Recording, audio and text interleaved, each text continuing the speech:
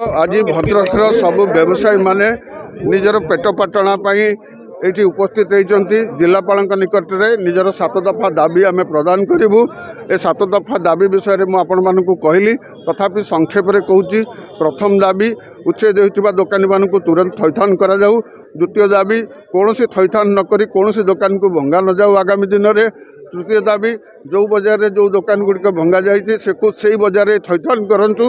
चतुर्थ दाबी जे जो दुकानी मानक भंगा जाने ऋण भार बा अन्य विभिन्न प्रकार चापग्रस्त रही तेणु सरकारी सहायता प्रदान करा जाऊ। पंचम दाबी जे भद्रक सहर में विभिन्न जगह वेंडिंग जोन प्रस्तुत करा जाऊ।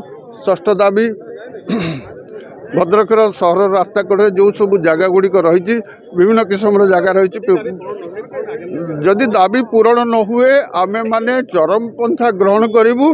आगामी दिन में भद्रक अनिर्दिष्ट काल बंद हो आमे माने आमरण अनशन एमती तो परिवार मरुंट आम एटी अनशन आमरण अनशन करी